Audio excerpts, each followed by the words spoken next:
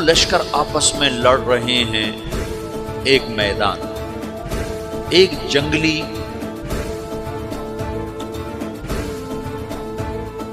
بدوؤں کا قافلہ، جنگل کے لوگ اپنے قبیلے کو لے کر، ایک جنگلی قبیلہ اپنے سردار کے ساتھ نقل مکانی کر رہا ہے ایک جگہ سے دوسری جگہ۔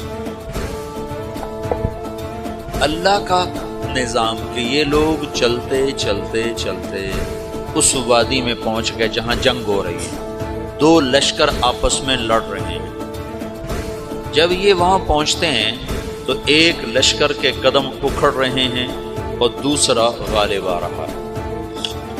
ان کو نہیں پتا شکست کھانے والے کون ہیں اور فتح پانے والے کون ہیں، ان کو نہیں پتا۔ اس جنگلی قبیلے کے سردار کا نام بھی تغرل ہے، تغرل۔ تو یہ سردار کہتا ہے جو شکست کھا رہے ہیں ان کی مدد کرو، کچھ پتہ نہیں کون ہے، کہتا جو شکست کھا رہے ہیں ان کی مدد کرو۔ تو 400 وحشی جنگلیوں نے فاتح لشکر کے پیچھے حملہ کر دیا۔ تو ایک کافی ہوتا تو 400 دوڑ دوڑ جب تلواریں پڑیں تو چند لمحوں میں نقشہ بدل گیا، بھاگنے والے جم گئے اور جمنے والے بھاگ پڑے۔ جب جنگ ختم ہوئی تو شکست خوردہ لشکر کے بادشاہ نے ان کو بلایا، اسے پوچھتا ہے مجھے جانتے ہو میں کون ہوں؟ کہا نہیں۔ کہا تو تم نے میری مدد کیوں کی؟ کہا انسانی ہمدردی کی وجہ سے، تمہیں شکست ہو رہی تھی اس لیے تمہاری مدد کی۔ اور اس نے اپنا تعارف کرایا، میں ہوں سلیمان سلجوقی ترکی کا بادشاہ۔ مسلمانوں کا لشکر تھا اور تاتاریوں سے شکست کھا رہا تھا، تاتاری فتح پا رہے تھے، مسلمان شکست کھا رہے تھے۔ تو وہ اللہ کی غیبی مدد بن کر آئے۔ تو وہ اس سے کہتا ہے میرے ساتھ رہنا پسند کرو، تم نے میرے اوپر احسان کیا ہے، میں اس کا بدلہ دینا چاہتا ہوں، میرے ساتھ رہنا پسند کرو؟ کہنے کا کر لوں گا۔ تو اس کو لے کر ترکی آیا اور استنبول اس وقت روم کی حکومت میں تھا، اسے فتح کیا اس تغرل کے آگے چوتھے پانچویں پڑپوتے محمد فاتح نے۔ تو یہ استنبول ہے، یہ ترکی ہے، بیچ میں ایک چھوٹا سمندر ہے، یہاں ایک جاگیر ہے۔ تو سلطان سلیمان کہتا ہے یہ جاگیر تجھے وقف ہے، ادھر سے رومی مجھے تنگ کرتے ہیں حملے کر کر کے، تو میرا دفاع کرتے رہنا، یہ جاگیر تیری۔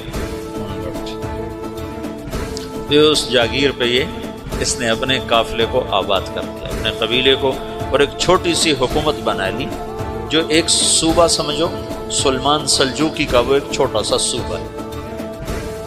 وہاں جب یہ رہ پڑا تو پھر یہ ایک شیخ کے بیت ہوتا ہے، وہاں شیخ کے طریقے میں ان کے یہ بیت ہونے جاتے ہیں، وہ اس کو رات اپنے پاس ٹھہراتے ہیں۔ تو ایک کمرے میں ان کو ان کا خادم ٹھہراتا ہے۔ یہ جب کمرے میں جاتا ہے تو سامنے دیوار میں طاقچے پر قرآن پڑا ہوا ہے۔ تو یہ تغرل بیگ کہتا ہے یہ کیا ہے، یہ کیا ہے؟ تو وہ خادم کہتا ہے یہ کتاب اللہ ہے، قرآن ہے۔ وہ اس کو وہاں چھوڑ کے باہر چلا جاتا ہے۔ وہ دیہاتی آدمی، جنگل کا رہنے والا، پہلی دفعہ زندگی میں قرآن دیکھا، وہ کہتا ہے یہ قرآن ہے، اللہ کی کتاب ہے، میں اللہ کی کتاب کے سامنے سو جاؤں، کتنی بے ادبی ہے۔ تو اس نے ایسے قرآن اٹھایا اور سر پہ رکھ لیا اور کھڑا ہو، ساری رات قرآن سر پہ رکھ کے کھڑا رہا۔